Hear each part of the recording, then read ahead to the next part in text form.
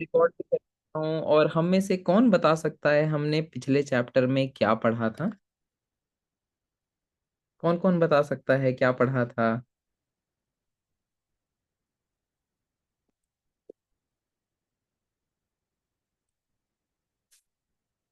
ओ ललिता जी, आप बता सकते हैं बिल्कुल।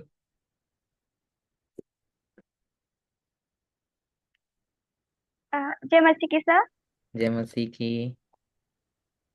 सर, पिछले सेशन में हमने सियन पर्वत पर 1,44,000 प्रथम फल इसके बारे में पढ़े थे और हम्म। इसकी वास्तविकता जाने थे।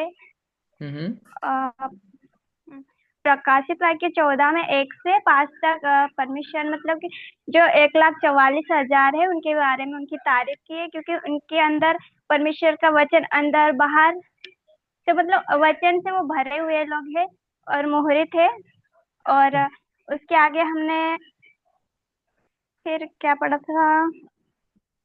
हाँ, फिर 6 से 7 तक हम 6 से 7 समाचार के बारे में पढ़े थे। हम्म।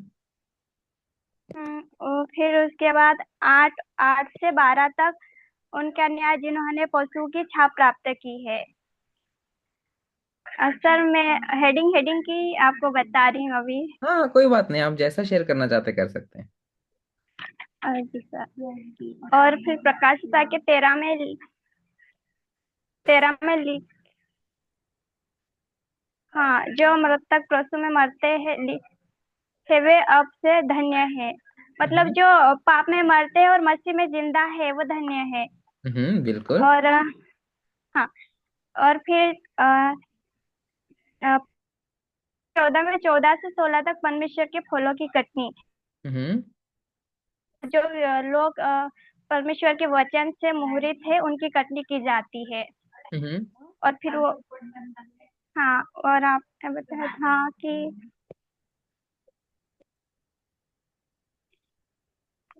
सर, मैं एक चीज नहीं इसमें समझ पाई थी कि कटनी जैसे कि आपने बताया था कि जो अभी हम मतलब आए तो यहाँ पे जब सेंटर में हम आए तो जो आए मतलब लेके आए हैं वो मतलब कि एक हसिया की तरह कार्य किए हैं। तो हाँ। मतलब कि हाँ, वो मैं ना समझ नहीं पाई थी, मतलब कि आवाज नहीं आई थी इसलिए इसके कारण मैं समझ नहीं पाई। नहीं, आप तो सही आप तो क्या आप समझे। सही तो समझे आप। क्या समझ नहीं आया आपको अच्छा, वैसे? आ, सही है सर। हाँ, बिल्कुल सही समझे आप, ठीक है, बिल्कुल सही समझे। तो हसुआ होता क्या? सबसे पहले कटनी, ठीक है। कटनी करने वाले स्वर्गदूत हैं हमेशा। आपको इस क्लास में आज बैठाने वाले स्वर्गदूत हैं, ठीक है। ऐसा नहीं कि आपका मन किया और आप आए। अगर स्वर्गदूत और परमेश्वर की अनुमति नहीं होती तो आप यहां पर नहीं आते, ठीक है। वो ऐसा लगता है कि हमारी भौतिक स्थिति और भौतिक सिचुएशन है, लेकिन ऐसा नहीं है। क्योंकि हम जय नहीं पाते, इसीलिए हमें आशीष नहीं मिलती, ठीक है।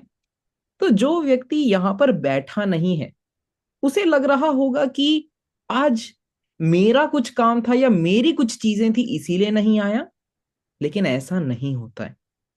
जब स्वर्गदूत और परमेश्वर की अनुमति होती है, तब वो आशीषें ग्रहण करता है, ठीक है। इसी प्रकार जो कटनी करने वाले हैं वो स्वर्ग और स्वर्गदूत हैं। जो आपको यहां तक अभी तक लेकर आए और आप आज यहां बैठे हैं वो स्वर्गदूत हैं, ठीक है। लेकिन स्वर्गदूत क्या करते हैं? कुछ लोगों का इस्तेमाल करते हैं, ठीक है, हंसुओं का। तो हंसुओं से लोगों को काटने का कार्य होता है, ठीक है। काटा कहां से जाएगा? उन बाबुल की कलीसियाओं से उन्हें काटा जाएगा और उस कलीसिया में ले जाया जाएगा जो परमेश्वर का खत्ता है, जहां 12 गोत्र हैं, ठीक है। तो ये है कटनी। तो सबसे पहले हम ललिता जी के लिए तालियां बजाएंगे। धन्यवाद ललिता जी, थैंक यू आपने इतना सर। अच्छा शेयर किया। तो यहाँ पर हमने समझा कटनी के बारे में और प्रथम फलों के बारे में, ठीक है। तो आपको दोनों चीजें करनी है। सबसे पहले आपको वो 1,44,000 भी बनना है जिसको परमेश्वर प्रेम करते हैं, और जो लोग परमेश्वर को भी प्रेम करते हैं वो 1,44,000 हैं। और दूसरा आपको ऐसा हंसुआ बनना है जिसका धार तेज हो, ठीक है, जो उस बाबुल की कलीसियाओं में जाकर ऐसी कटनी करे कि हर एक व्यक्ति प्रकाशित वाक्य पे मुहरित होकर 12 गोत्र में आना चाहता है। ठीक है, आपको ऐसा हंसुआ बनना है। लेकिन ऐसे हंसुए बनने के लिए हमें समझना पड़ेगा कि आपको क्या लगता है, हंसुए के पास उनके खुद के फीलिंग्स होते हैं? क्या लगता है, कभी हंसुआ देखा है आपने? आपने कभी हंसुआ उठाया और हंसुए ने कहा कि आज मेरा मन नहीं है, आज मैं कटनी नहीं करूंगा? हंसुआ बोलने लगेगा तो आप लोग तो डर जाएंगे ना, कि अरे ये कैसे बोल रहा है ना? इसी प्रकार हमें कैसा रहना है, हम बस एक औजार हैं, लेकिन हमें एक ऐसा औजार बनना है जो परमेश्वर इस्तेमाल करे। ठीक है, हमारे खुद की कोई वो नहीं होनी चाहिए, कि खुद की कोई इच्छा नहीं, लेकिन क्योंकि परमेश्वर की इच्छा है वो मुझे इस्तेमाल करे और मुझसे कटनी करे, उस प्रकार का औजार बनना है हमें। ठीक है, इसीलिए हमारे जीवन में जब चीजें आती हैं तब हमारा विश्वास इधर उधर हो जाता है, लेकिन हम एक, आप हमेशा याद रखें, हम एक औजार हैं। ठीक है, औजार, औजार को कुछ नहीं होना चाहिए, औजार की खुद के सोच, खुद की चीजें नहीं होती, लेकिन जैसा उसका मालिक करवाना चाहता है वैसा औजार करता है। ठीक है, आपको सोचना है मेरा मालिक मुझसे क्या करवाना चाहता है, और उसी प्रकार का औजार आप लोगों को बनना है। आमीन। तो जिस प्रकार आप लोगों को प्रकाशित वाक्य सिखाया जा रहा है, आपको भी लोगों को सिखाना है।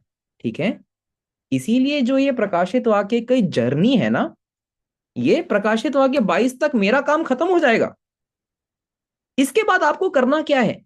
इसके बाद आपका असली कार्य शुरू होता है। ठीक है, ये पढ़ाने का उम्र तो सिर्फ एक ट्रेनिंग का समय था आपका। ठीक है, जब आपको दूध पिलाया जा रहा है, थोड़ा सा भोजन खिलाया जा रहा है, लेकिन आपका भी अपना समय आएगा जब आप लोगों को बोलेंगे कि कैमरा ऑन कीजिए, आप लोगों को बोलेंगे समय पर आइए, आपको ये सारा कार्य करना है, क्योंकि आपको ही हंसुआ बनना है। तो असली कार्य जो परमेश्वर का है, अभी आप लोग एक स्टूडेंट के रूप में ले रहे होंगे, लेकिन ये बातें, असली कार्य तब शुरू होता है जब एजुकेशन समाप्त होता है।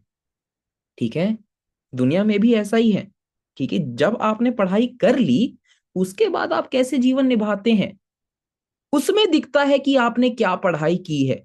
ठीक है, जिसने स्कूल में पढ़ाई नहीं की, जिसने कॉलेज में पढ़ाई नहीं की, वो उस प्रकार का कार्य भी नहीं कर पाता। लेकिन अभी अगर आप पढ़ेंगे तो आपके कार्यों में ये दिखेगा कि कैसे और किस प्रकार का कार्य आप परमेश्वर के लिए कर सकते हैं।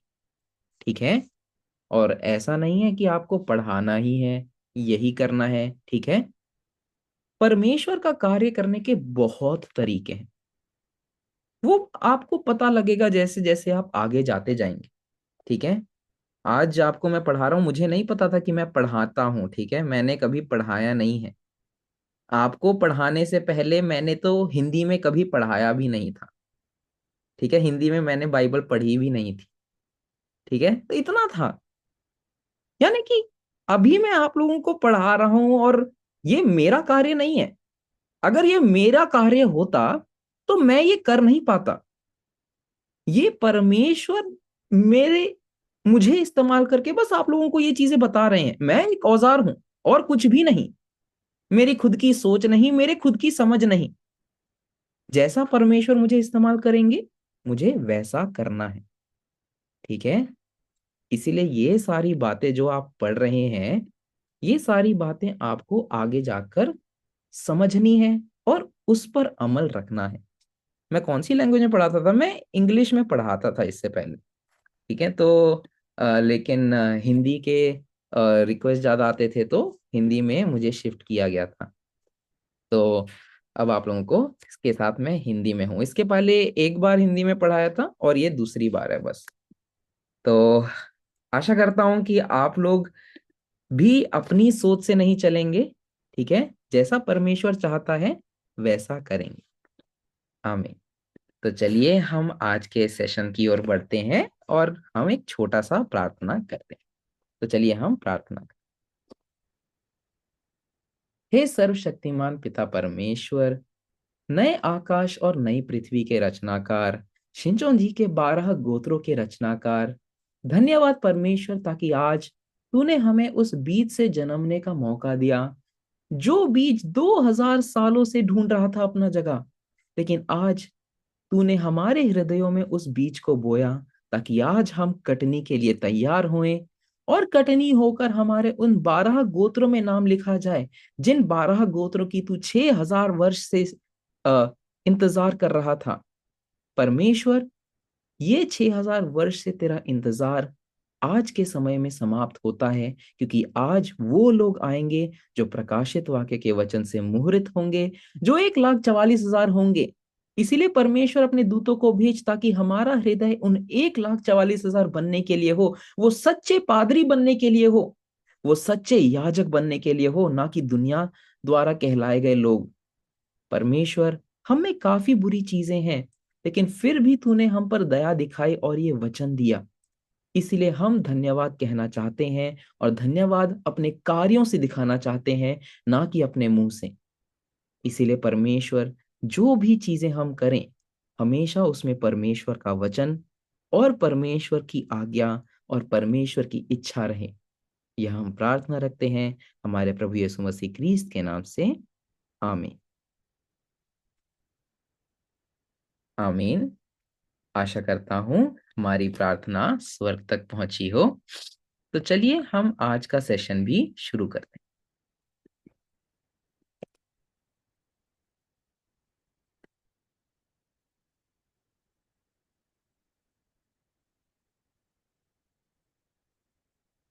ठीक है, तो चलिए सबसे पहले हम आज का टाइटल साथ में पढ़ें। 3, 2, 1। साक्षी के तंबू का मंदिर, वह स्थान जहां सब जातियां आकर दंडवत करेंगी। आमीन। फिर से पढ़ेंगे। 3, 2, 1। साक्षी के तंबू का मंदिर, वह स्थान जहां सब जातियां आकर दंडवत करेंगी। आमीन। आज का मुख्य अध्याय हमारा प्रकाशित वाक्य 15 रहेगा। ये चैप्टर बहुत छोटा चैप्टर है, इसीलिए आज हम समय पर भी समाप्त करेंगे जरूर। और इस चैप्टर का टाइटल से आप जरूर देख सकते हैं कि ये एक ऐसी जगह है जहां पे सब जातियां आकर दंडवत करेंगी। लेकिन क्या लगता है आप लोगों को कि क्या लोगों को फोर्स करके लाया जाएगा यहाँ पे, इस जगह पर, ये जो मंदिर है, क्योंकि सब जातियों को जबरदस्ती लाया जाएगा इस जगह? अगर जबरदस्ती लाया जाए तो वो दंडवत ही नहीं करेंगी ना। लेकिन सब जातियां आकर इस मंदिर में परमेश्वर को महिमा क्यों देंगी? यानी कि इस मंदिर में कुछ खास बात है। ठीक है। और इस मंदिर को साक्षी के तंबू का मंदिर कहा गया, यानी कि प्रकाशित वाक्य में वादा किया गया मंदिर है ये। इसलिए ये मंदिर बहुत खास है। और इस मंदिर के बारे में हमने सिर्फ प्रकाशित वाक्य 15 में नहीं, यशायाह अध्याय 2 जब हम पढ़ रहे थे, उसमें भी हमने देखा था। और कई जगह हमने देखा कि ये एक ऐसी जगह है जहां पे हर जाति, हर जगह के लोग आएंगे। क्योंकि हर जगह के लोग, चलिए आपसे पूछता हूं कि आएंगे क्यों? ऐसा क्या खास है इस जगह पर जो लोग अपनी जगह छोड़कर, अपना अपना मंदिर छोड़कर इस मंदिर में आ रहे हैं? ठीक है, मीनू जी तैयार हैं, और कौन तैयार है? क्या लगता है आपको, ऐसा क्या खास है इसमें?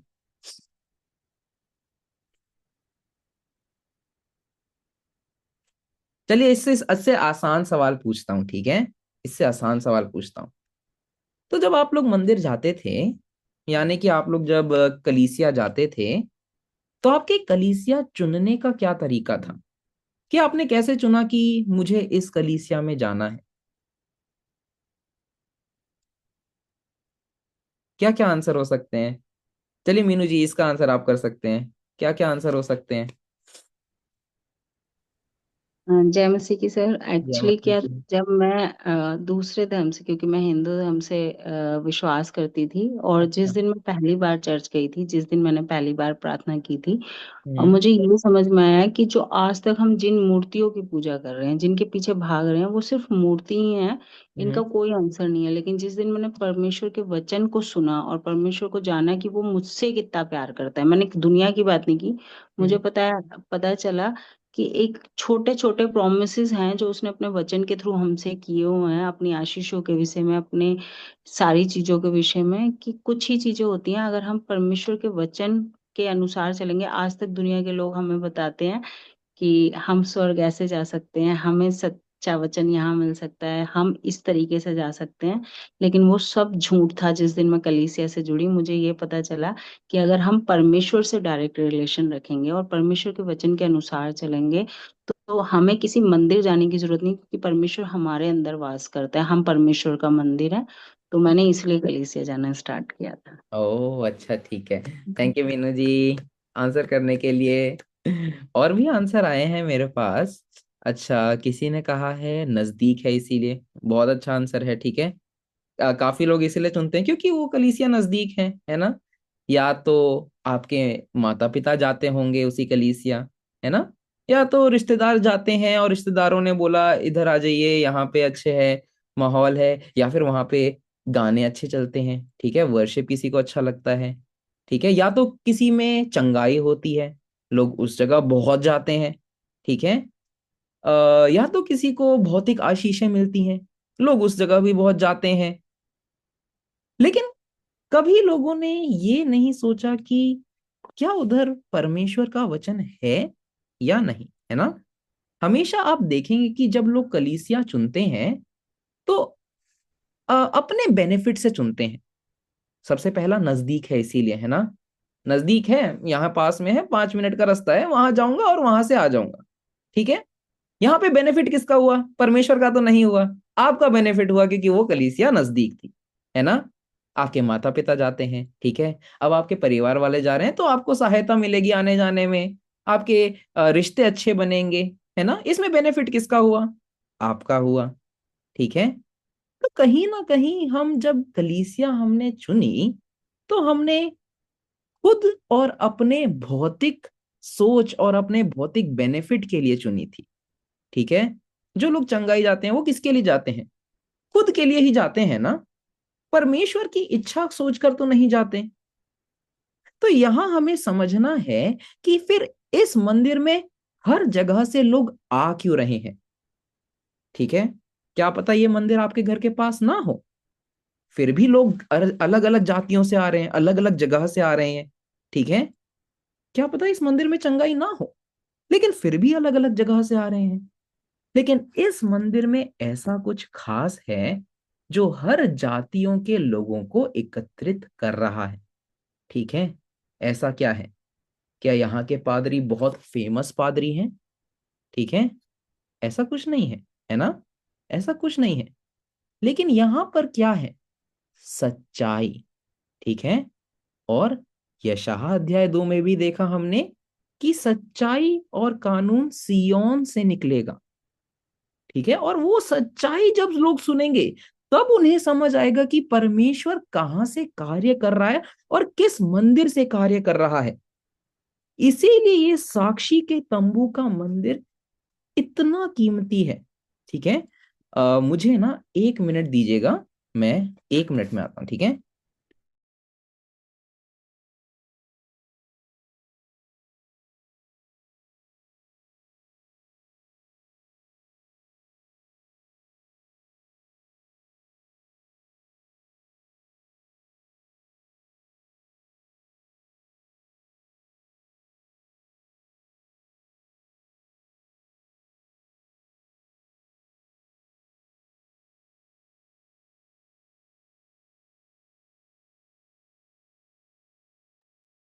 ठीक है, तो चलिए फिर आज हम इस कलीसिया के बारे में समझना शुरू करते हैं, ठीक है।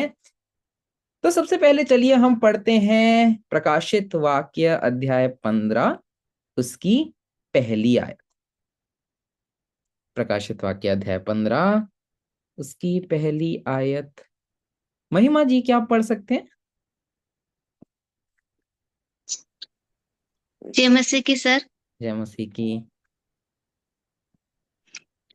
फिर मैंने स्वर्ग में एक और बड़ा बड़ा और भयभूत चिन्ह देखा, अर्थात 7 स्वर्गदूत, जिन्होंने जिसके पास सातों अनंतम विपत्तियां थी, क्योंकि उन्हें हो जाने पर परमेश्वर के प्र- प्रकोप प्रकोप का अनंत है। आमीन। आमीन, धन्यवाद पढ़ने के लिए। अब यहाँ पे लिखा है, फिर मैंने स्वर्ग में एक और बड़ा और अद्भुत चिन्ह देखा, अर्थात 7 स्वर्गदूत, जिनके पास सातों अंतिम विपत्तियां थीं, क्योंकि उनके हो जाने पर परमेश्वर के प्रकोप का अंत है। ठीक है, यहाँ पे एक और बड़ा अद्भुत, ये एक और वास्तविकता की ओर दर्शाता है, और ये उस वास्तविकता को दर्शाता है जो उन कटोरों के साथ आएंगी, जो कि प्रकोप के कटोरे हैं। तो प्रकाशित वाक्य 16 में आप देखेंगे कि कैसे जिन्होंने परमेश्वर की पवित्र नगर को नाश किया, उनका नाश प्रकाशित वाक्य 16 में होता है 7 कटोरों से, प्रकोप के कटोरों से। ठीक है, तो प्रकाशित वाक्य 16 में क्या होगा? ये जो 7 स्वर्गदूत हैं, इन 7 स्वर्गदूत, इनको 7 कटोरे दिए जाएंगे, और उन 7 कटोरों के माध्यम से उस बाबुल की कलीसियाओं पर विनाश आएगा। ठीक है, क्यों? क्योंकि यही बाबुल जो कि 7 सिर और 10 सींग वाला पशु था, इसने क्या किया था? इसने परमेश्वर के पवित्र नगर और उनके लोगों का विनाश किया था। इसलिए परमेश्वर के पास अब वो सबूत आ गया कि इन्होंने ही विनाश किया था और ये ही शैतान के लोग हैं। इसीलिए अब इनका विनाश अगले चैप्टर में आप लोग देखेंगे, जहां प्रकाशित वाक्य 16 में जैसा इन्होंने विनाश किया था वैसा ही उनका न्याय होगा। ठीक है, तो प्रकाशित वाक्य 8 और प्रकाशित वाक्य 9 में 7 सिर और 10 सींग वाले पशुओं ने उस तंबू मंदिर का विनाश किया था, लेकिन अब 7 सिर और 10 सींग वाले पशुओं का विनाश होगा। ठीक है, आमीन। अब चलिए आगे पढ़ते हैं और देखते हैं जय पाने वालों का कांच के समुद्र के पास इकट्ठा होना। चलिए पढ़ते हैं प्रकाशित वाक्य 15, उसकी 2 से 4 आयत।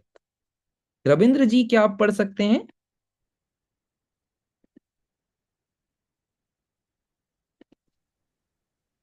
जय मसीह की पास्टर जी। जय मसीह की।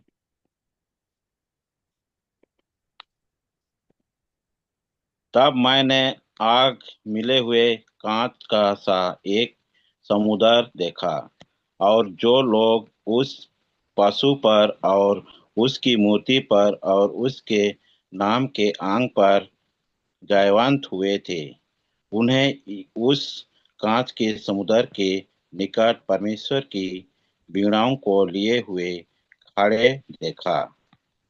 वे परमेश्वर के दास मूसा का गीत और मेमने का गीत गा गा कर कहते थे, हे सर्वशक्तिमान प्रभु परमेश्वर, तेरे कार्य महान और अद्भुत है। हे युग युग के राजा, तेरी चाल ठीक और सच्ची है। हे प्रभु, कौन तुझसे ना डरेगा और तेरे नाम की महिमा ना करेगा, क्योंकि केवल तू ही पवित्र है। सारी जातियां आकर तेरे सामने दंडवत करेंगे, क्योंकि तेरे न्याय के काम प्रकट हो गए हैं। आमीन। आमीन, धन्यवाद पढ़ने के लिए। अब सबसे पहले लिखा हुआ है कि मैंने आग से मिले हुए कांच के जैसा समुद्र देखा, और जो लोग उस पशु पर और उसकी मूर्ति पर और उसके नाम के अंक पर जयवंत हुए थे, यानी कि उस तंबू मंदिर के अंदर कुछ ऐसे लोग थे जिन्होंने वो शपथ नहीं ली, वो प्रण नहीं लिया और वो झूठी शिक्षा को प्राप्त ना करके उधर से बाहर निकले थे। ठीक है, वो लोग कौन थे? जय पाने वाला व्यक्ति, वाचा के पादरी और उसके भाई। ठीक है, यानी कि कुछ लोग उस तंबू मंदिर की जगह से बाहर निकल कर आए, और वो लोग कहाँ पे एकत्रित हुए हैं? इस कांच के जैसे समुद्र के पास। अब ये कांच के जैसे समुद्र के बारे में हमने पढ़ा था, कहीं पर पढ़ा था, कहां पर पढ़ा था, और क्या है इसका अर्थ, किसको याद है? कांच के जैसा समुद्र। ठीक है, मीनू जी को याद है, लेकिन और भी अच्छा, गीता रानी जी आप ट्राई कर सकते हैं।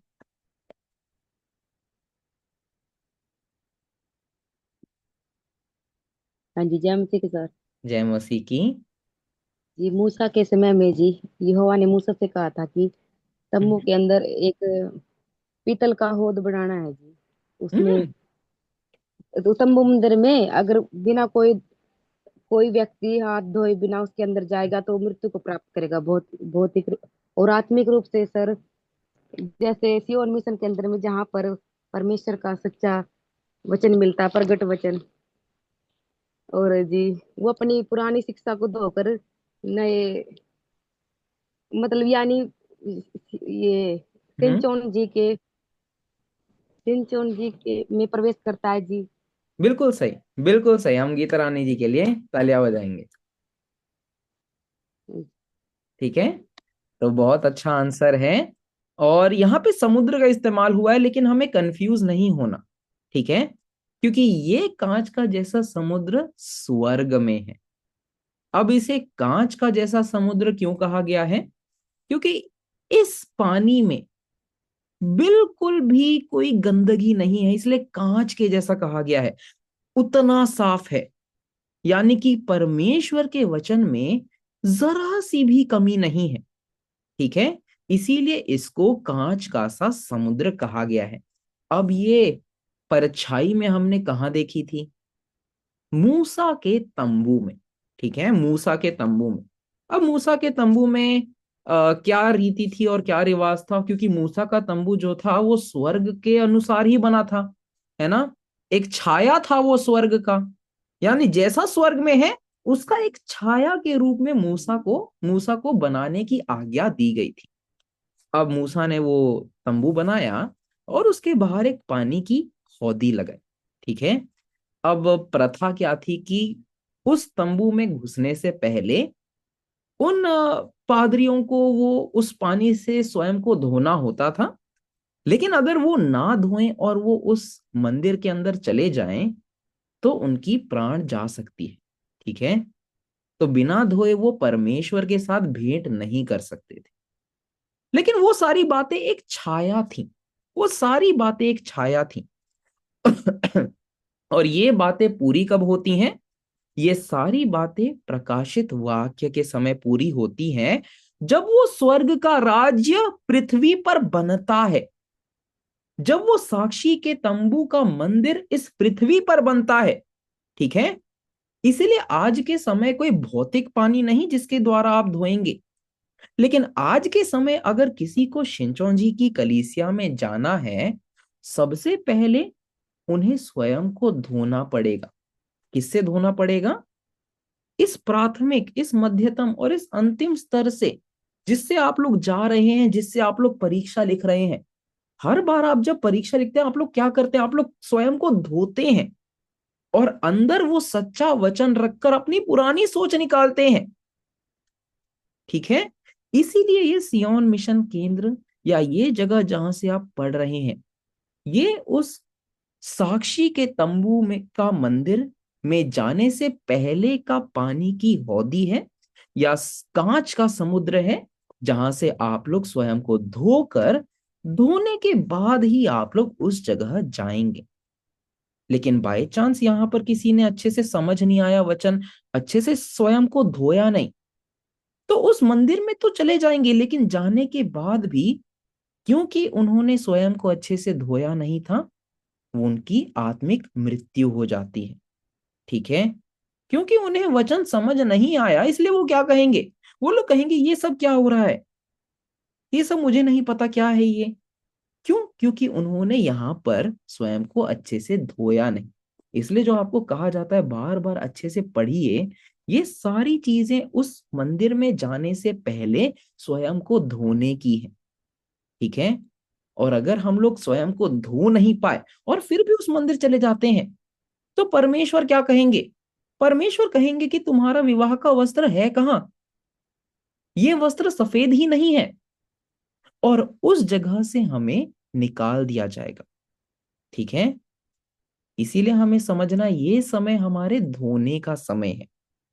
और अगर आप दूसरी आयत के शुरुआत में ही देख रहे होंगे, ये कांच का जैसा समुद्र आग से मिला हुआ है, ठीक है। ये आग से क्यों मिला हुआ है, इसको हमें समझना पड़ेगा प्रकाशित वाक्य 4 के माध्यम से। अगर आप लोगों को याद है कि प्रकाशित वाक्य 4 में कांच कैसा समुद्र कहां पर था, तो आप लोगों को समझ आएगा कि ये आग से मिला हुआ क्यों है, ठीक है। तो आप लोग देखेंगे कि यहां पर परमेश्वर का सिंहासन था, ठीक है। परमेश्वर के सिंहासन के आगे क्या थे? 7 दीपक थे, है ना। इसीलिए ये 7 दीपक के साथ ही हमने क्या देखा था? कांच का सा समुद्र। इसीलिए ये जो 7 दीपकों का आग है, वो आग ही इस कांच के से समुद्र से मिलकर ये आग से मिले हुए कांच के जैसा समुद्र बन रहा है, ठीक है। तो ये 7 दीपक और ये कांच का सा समुद्र ऐसे एक साथ कार्य करते हैं, ठीक है। तो इसके लिए आपको स्वर्ग के राज्य का जो स्ट्रक्चर है उसको अपने मन में याद रखना पड़ेगा। तो यहां पर प्रकाशित वाक्य 15 उसकी दूसरी आयत है। लेकिन यहां पर खड़े कौन है? इस कांच के से समुद्र के आगे खड़े कौन है? ये वही लोग हैं जो तंबू मंदिर के उस झूठी शिक्षा, उस झूठे वचन और विनाश के समय में से निकल कर आए, जिन्होंने ना तो पशु, ना तो उसकी मूर्ति और ना तो उसके नाम के अंक को ग्रहण किया, ठीक है। पशु कौन है? 7 सिर और 10 सींग वाला पशु। उसकी मूर्ति क्या है? जो मूर्ति वो निकोलस ने खड़ी की थी, वो झूठे पादरियों की मूर्ति जो खड़ी की गई थी। लोगों को कहा गया था ना, अगर तुम लोग इस मूर्ति की पूजा नहीं करते तो तुम्हें लेन देन करने की आज्ञा नहीं है, तुम्हें यहां रहने की आज्ञा नहीं है, ठीक है। और उसके नाम का अंक यानी कि शैतान के झूठे वचन, इन सभी चीजों को जिसने ग्रहण नहीं किया और स्तंभु मंदिर से निकल कर आए, ये वो लोग थे जो जयवंत हुए, ठीक है। ये कौन है? ये जय पाने वाला व्यक्ति और उसके भाई हैं। आमीन, ठीक है। प्रकाशित वाक्य 15 थोड़ा सरल लग रहा होगा ना, इतना मुश्किल तो नहीं लग रहा होगा जितना आपने प्रकाशित वाक्य 8, 9, प्रकाशित वाक्य 6 में पढ़ा था, ठीक है। तो उससे ये काफी सरल है। अब लिखा है, वे परमेश्वर के दास मूसा का गीत और मेमने का गीत गा गा कर कहते थे, हे सर्वशक्तिमान प्रभु परमेश्वर, तेरे कार्य महान और अद्भुत हैं। हे युग युग के राजा, तेरी चाल ठीक और सच्ची है। आमीन। अब यहां पर 2 गीतों की बात की गई है। पिछले सेशन में हमने एक नई गीत के बारे में पढ़ा था, ठीक है। नई गीत क्या थी? नए नियम के पूर्ति का वचन, ठीक है। हमेशा याद रखिए, गीत क्या है? वचन है। अगर नई गीत लिखा है तो नए नियम के पूर्ति का वचन। पूर्ति का वचन क्या होता है? 7 सिर और 10 सींग वाला पशु कौन है? ये सारी बातें नए नियम, नई गीत में आती हैं, ठीक है। अब यहां लिखा है 2 गीत, मूसा का गीत और मेमने का गीत। अब ये 2 गीत ये बताता है कि मूसा द्वारा दिए गए वचन और मेमने द्वारा दिए गए वचन, यानी कि यीशु मसीह द्वारा दिए गए वचन, इन वचनों की भी गीत कौन गा रहे हैं? ये जय पाने वाले लोग जो उस तंबू मंदिर से निकल कर आए, ठीक है। इसीलिए आज जो आपको गीत भी पढ़ाई जा रही है ना, आपको ऐसा महसूस हो रहा होगा कि ये सिर्फ हमें प्रकाशित वाक्य ही पढ़ाया जा रहा है, लेकिन ऐसा है नहीं। ठीक है, आप जो पढ़ रहे हैं ना, आप उत्पत्ति से समझ रहे हैं कि उत्पत्ति में क्या गलती हुई, परमेश्वर ने नूह के समय क्या किया, परमेश्वर ने सोलोमोन के समय क्या किया, परमेश्वर ने यीशु मसीह के समय क्या किया, और वो सारी बातें आज प्रकाशित वाक्य के समय में कैसे पूरी हो रही हैं। तो जब तक आपको पुरानी गीत, जो मूसा की गीत है, वो समझ नहीं आएगी, तो आज का समय भी समझना मुश्किल है। इसीलिए आप जो पढ़ रहे हैं वो पुराने नियम से लेकर नए नियम की पूरी इच्छा परमेश्वर की, वो पढ़ रहे हैं। ठीक है, इसलिए मध्यतम स्तर में आपने पढ़ा, यशायाह भी पढ़ा, यजेकिएल भी पढ़ा, उन सब पुस्तकों का महत्व क्या है ये आपको समझना है। ठीक है, यजेकिएल ने जो खुली पुस्तक को खाया, उसका महत्व क्या है, क्योंकि आज भी एक ऐसा व्यक्ति प्रकट होता है जिसने खुली पुस्तक को खाया। इसीलिए प्रकाशित वाक्य समझने के लिए हमें पुराने नियम से समझना पड़ेगा कि पुराने नियम में क्या हुआ। अगर आपको पुराने नियम की इजेबेल नहीं पता, तो आपको समझ नहीं आएगा कि यहाँ पे क्या हुआ है। अगर पुराने नियम का बिलाम और बालक नहीं समझ आएगा, तो यहां नहीं समझ आएगा। इसीलिए प्रकाशित वाक्य पूरे बाइबल की एक पूर्ति है इच्छा की, जहां परमेश्वर की इच्छा पूरी होती है। ठीक है, इसीलिए यहां पर मूसा का वचन और मेमने के वचन का गीत गाकर जय पाने वाले उस गवाही के बारे में बता रहे हैं कि कैसे परमेश्वर की इच्छा इस प्रकाशित वाक्य के पूर्ति से पूरी होती है। आमीन। अब यहां पे ये भी लिखा है, परमेश्वर तेरी चाल ठीक और सच्ची है। अब यहां पर परमेश्वर को राजा भी कहा गया है, और यहां पर परमेश्वर की चाल ठीक और सच्ची इसीलिए कहा गया है क्योंकि अगर आपको याद हो कि जब विनाश का समय हो रहा था, तो स्वर्ग में चेलों ने क्या कहा था कि इनका न्याय कब होगा। जो ये 7 सिर और 10 सींग वाले पशु हैं, परमेश्वर, शैतान इन्हीं के द्वारा कार्य कर रहा है, और इनका न्याय कब होगा। लेकिन परमेश्वर ने कहा था थोड़ा समय रुकने के लिए। ठीक है, अब वो समय आ चुका है 42 महीनों के बाद कि उनका न्याय किया जाए। इसीलिए किस प्रकार का राजा है परमेश्वर, जिसकी चाल ठीक और सच्ची है। ठीक है, आमीन। इसीलिए कहा है, हे प्रभु कौन तुझसे न डरेगा और तेरे नाम की महिमा न करेगा, क्योंकि केवल तू ही पवित्र है और सारी जातियां आकर तेरे सामने दंडवत करेंगी, क्योंकि तेरे न्याय के काम प्रकट हो गए हैं। ठीक है, और इसके बाद मैंने देखा कि स्वर्ग में साक्षी के तंबू का मंदिर खोला गया। आमीन। यानी कि ये मंदिर अब परमेश्वर और उनके लोगों के लिए खोला गया है। ये मंदिर के खुलने से अब वो उद्धार की जगह प्रकट हो चुकी है। और ये उद्धार की जगह पर होगा क्या, जिन लोगों का न्याय किया गया है उनके कार्य प्रकट की जाएंगे। यानी कि जिसने विश्वासघात किया, जिसने विनाश किया, और जहां पर उद्धार है, ये सारी बातें हर एक मनुष्य, हर एक व्यक्ति को प्रकट की जाएंगी। और जब ये बातें प्रकट की जाएंगी, तब लोगों को समझ आएगा कि हाँ, परमेश्वर कहां से कार्य कर रहा है। इसीलिए सभी जातियां क्या कर रही हैं, सभी जातियां आकर तेरे सामने दंडवत करेंगी। और वो कहां पर आएंगी, इस साक्षी के तंबू के मंदिर पर आएंगी। आमीन। तो इस साक्षी के तंबू में के मंदिर में आकर, जहां पर परमेश्वर के प्रकट वचन को ग्रहण करके, प्रकाशित वाक्य के अर्थ को और उसकी पूर्ति को ग्रहण करके, ये उस जगह यानी कि उद्धार का स्थान बनते हैं जहां पर परमेश्वर और स्वर्ग का राज्य उतरेगा। ठीक है, इस जगह को साक्षी के तंबू का मंदिर क्यों कहा गया, क्योंकि इस मंदिर में वो लोग हैं जिन्होंने अपने आंखों से देखा विश्वासघात और विनाश को, और अपने कानों से सुना। और जो आंखों से देखा और कानों से सुना वही बातें आपको बताते हैं, और उन्हीं बातों की साक्षी आप ग्रहण करते हैं, और उससे लोगों को समझ आता है कि परमेश्वर इसी जगह से कार्य कर रहे हैं। आमीन। तो इन रहस्यों का खुलासा सिर्फ और सिर्फ परमेश्वर के मंदिर में ही हो सकता है।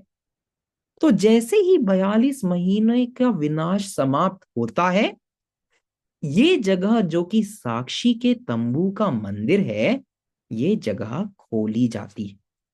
ठीक है, इसलिए मार्च 14, 1984 को 42 महीनों के बाद शिनचोन जी यीशु की कलीसिया साक्षी के तंबू के मंदिर की स्थापना होती है। यानी कि अब जो तंबू मंदिर में कहा गया कि थोड़ा धीरज रखो, अब वो लोग शिनचोन जी की कलीसिया जा सकते हैं, क्योंकि उस कलीसिया में सिर्फ और सिर्फ सच्चा वचन ही होगा, और वो बन जाता है सिय्योन पर्वत, वो बन जाती है उद्धार की जगह, जिस जगह हर जाति के लोगों को आना है। ठीक है, जिस जगह से वो 7वीं तुरही बजाई जाएगी, जिस जगह से सिय्योन पर्वत होगा। और सिय्योन पर्वत वही जगह है जहां पर यीशु मसीह और उसके 1,44,000 लोग खड़े हैं। आमीन। इसीलिए शिनचोन जी, चलिए सबसे पहले इस कलीसिया का पूरा नाम देखते हैं। शिनचोन जी यीशु की कलीसिया साक्षी के तंबू का मंदिर। ठीक है, शिनचोन जी क्या है? शिनचोन जी शिनचोन शिन जी से बनाया गया है, जो कि नया आकाश नई पृथ्वी है, जिसका वर्णन प्रकाशित वाक्य 21 में किया गया है। यीशु की कलीसिया क्यों? क्योंकि यीशु ही इस कलीसिया और इस धर्म के स्वामी है। ठीक है, कोई मनुष्य नहीं, लेकिन यीशु मसीह। और इसको साक्षी के तंबू का मंदिर क्यों कहा गया? क्योंकि ये वही स्थान है जहां पर लोगों ने प्रकाशित वाक्य की भौतिक पूर्ति की गवाही के बारे में सीखा। यानी कि अगर आप किसी भी व्यक्ति को पूछेंगे कि 7 सिर और 10 सींग वाले पशुओं ने क्या किया, हर एक व्यक्ति आपको बता सकता है। अगर आप पूछेंगे कि ये 7 दूतों का जो तंबू मंदिर था, वो तंबू मंदिर कहां पर था, ये कब शुरू हुआ, हर एक चीज इस कलीसिया के लोग बता सकते हैं, क्योंकि इन्होंने साक्षी किया है। ठीक है, इसीलिए क्योंकि इन्होंने साक्षी किया है और क्योंकि इन लोगों को पता लगा कि परमेश्वर कहां से कार्य कर रहे हैं, इसीलिए हर जाति के लोग इस कलीसिया में आते हैं। आमीन। ये कितनी खूबसूरत बात है ना। जो कलीसियाएं, जो खेत यीशु मसीह ने शुरू किया था, वो खेत अलग होता गया। हमने जाना कि बाबुल की कलीसिया कैसे अलग होती गई, लेकिन अब प्रकाशित वाक्य के समय परमेश्वर एक जगह स्थापित करते हैं, और उस जगह परमेश्वर अपने चरवाहे को रखते हैं, अपने वाचा के पादरी को रखते हैं, ताकि उस जगह से पूरे राज्य पे प्रकट वचन पहुंचे। यानी कि अब वो मौका है जब हर जगह के लोग एक होकर परमेश्वर को दंडवत करें, परमेश्वर को महिमा दें। आमीन। तो ये वही जगह है जो नया आकाश नई पृथ्वी, शिनचोन जी यीशु की कलीसिया साक्षी के तंबू का मंदिर है। ठीक है, इसलिए अभी हाल ही में हम लोग पास्टर जॉनी के भी घर गए थे। ठीक है, और अगर पास्टर जॉनी आपकी अनुमति है तो मैं शेयर कर सकता हूँ, शेयर कर सकते हैं ना? और मेरे ख्याल से आपका एक वीडियो भी है, तो वो शेयर कर सकते हैं। ठीक है, तो मैं आप लोगों के साथ वो वीडियो भी शेयर करना चाहूँ। ठीक है,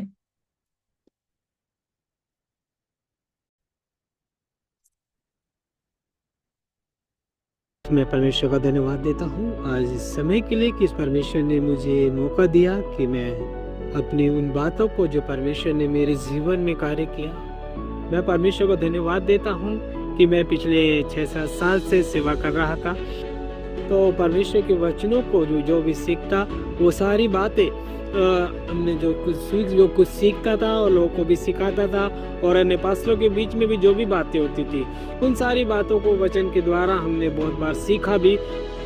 लेकिन लास्ट में जब एक प्रकाशित वाक्य की पुस्तक की, बाइबल की जो लास्ट की पुस्तक है, उसमें हम कभी नहीं तब वहाँ तक कभी नहीं पहुँच पाए, और बाकी लोगों से भी, बाकी पास्टर लोगों से भी मैंने इन बातों के विषय में जानकारी प्राप्त करने की कोशिश की, लेकिन संतुष्ट नहीं हो पाया।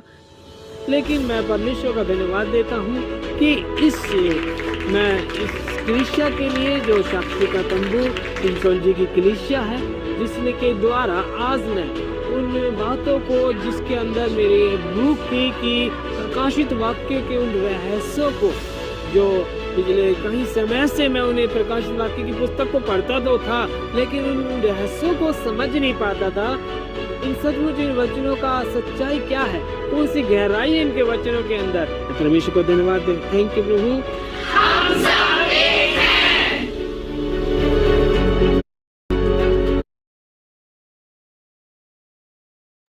आमीन आमीन। कैसा लगा आप लोगों को देखकर? तो हमारे पास्टर जॉनी भी एक पास्टर हैं, ठीक है। तो उन्होंने अपनी पढ़ाई की, उन्होंने परमेश्वर के वचन को भी समझना चाहा, लेकिन जैसा उन्होंने बताया कि प्रकाशित वाक्य कहीं प्राप्त नहीं हुआ ना, लेकिन जहां पर उन्हें वचन मिला वहीं पर वो गए, क्योंकि वचन ही परमेश्वर है।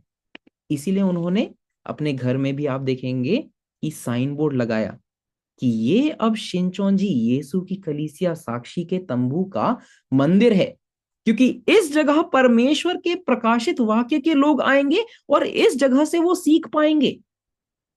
तो परमेश्वर अब यहां से भी कार्य करेगा, ठीक है। ये सारी बातें और कोई बातें नहीं, लेकिन सिर्फ वचन समझने से हुई है, ठीक है। इसी प्रकार सारी दुनिया क्या होगी, सारी दुनिया को समझ आएगा कि क्या सच्चा वचन है और क्या झूठ था, क्या सही था क्या गलत था, और वो परमेश्वर की तरफ जाएंगे। यही वास्तविकता है कि हर जाति के लोग, हर जगह के लोग क्या होंगे, सियोन पर्वत की तरफ आएंगे। आमीन। इसीलिए आपको बहुत बड़ी आशा रखनी है, ठीक है।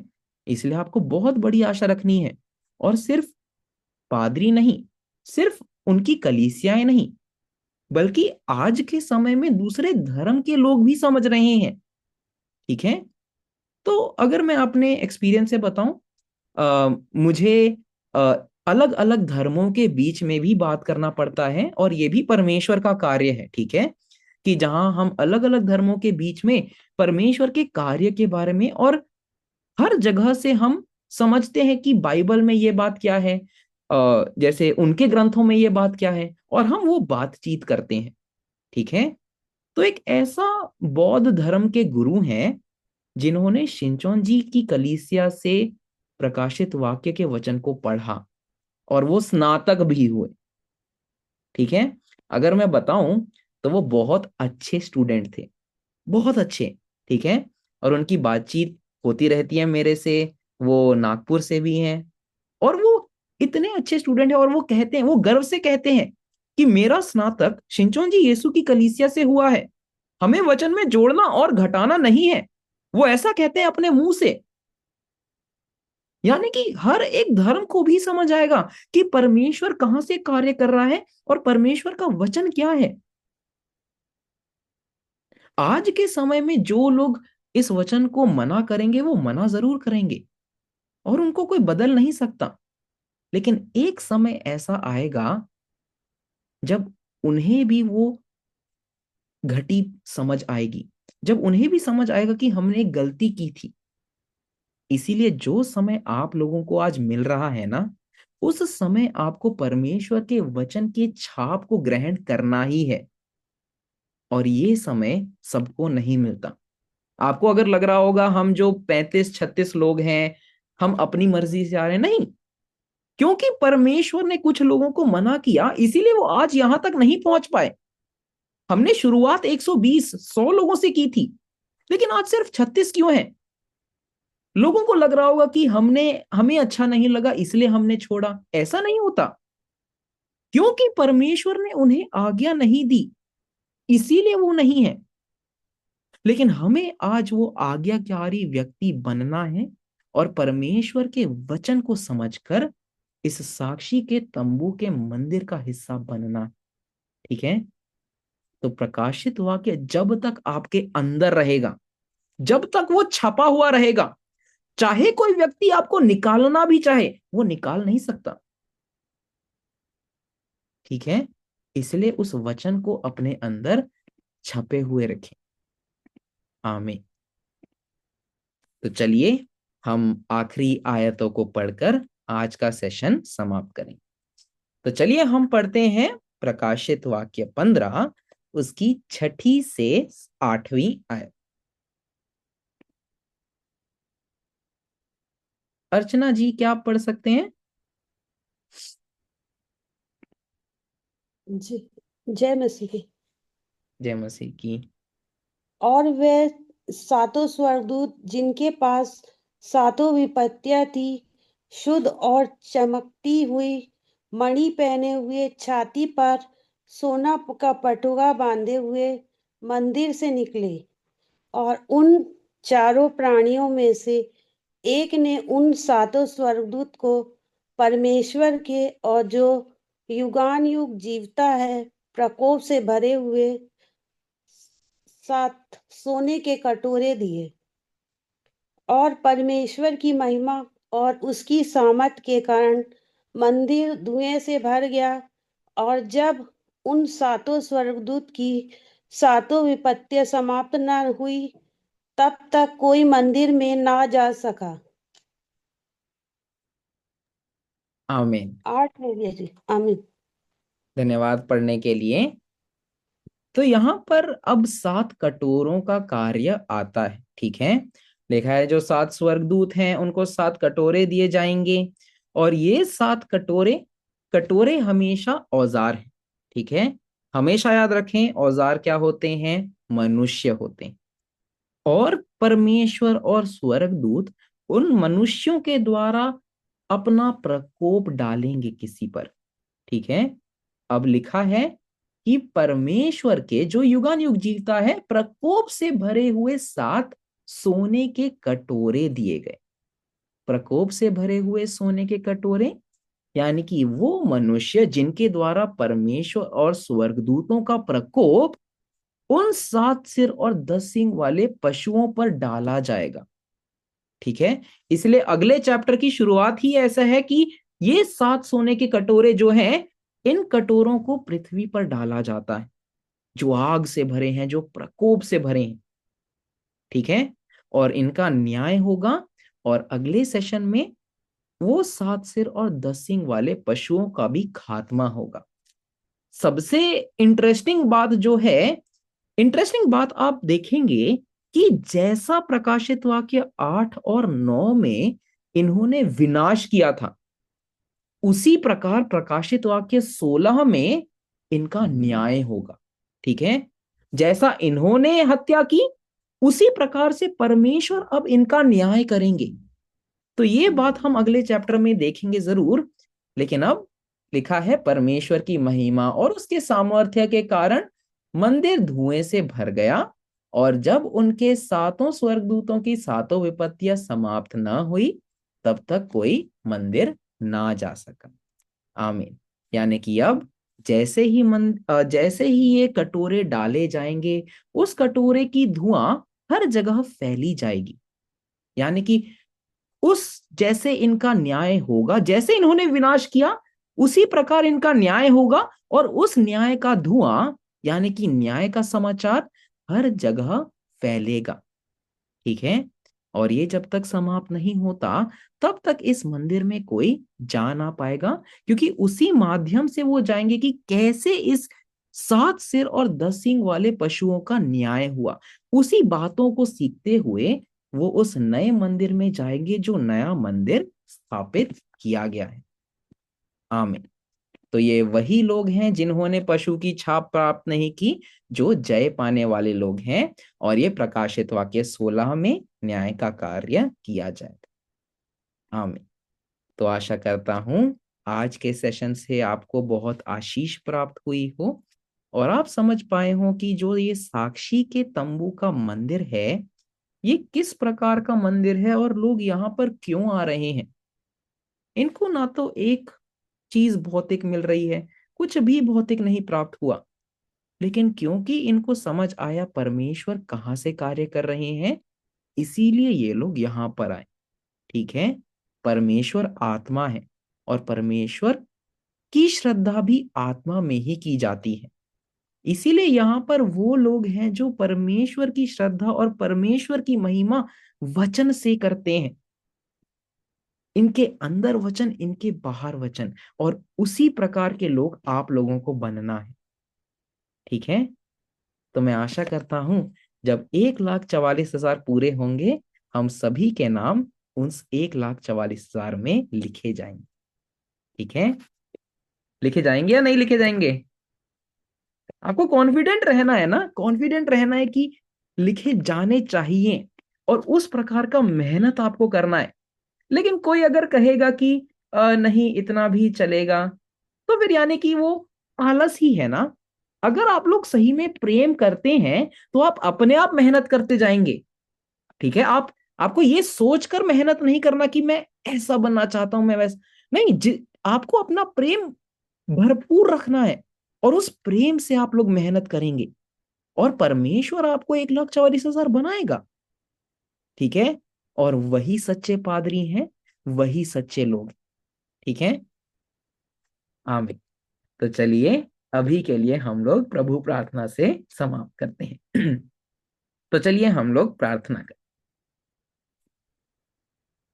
हे पिता हमारे, तू जो स्वर्ग में है, तेरा नाम पवित्र माना जाए, तेरा राज्य आए, तेरी इच्छा जैसे स्वर्ग पर है वैसे ही इस पृथ्वी पर भी पूरी हो। हमारा प्रतिदिन का आहार आज हमें दे और हमको अपराधों से क्षमा कर, जैसे हम भी अपने अपराधियों को क्षमा करते हैं। और हमको परीक्षा में ना डाल, परंतु बुराई से बचा, क्योंकि राज्य, पराक्रम और महिमा सदा तेरी ही है। आमीन, आमीन। चलिए हम परमेश्वर को तालियों के साथ धन्यवाद दें। आमीन।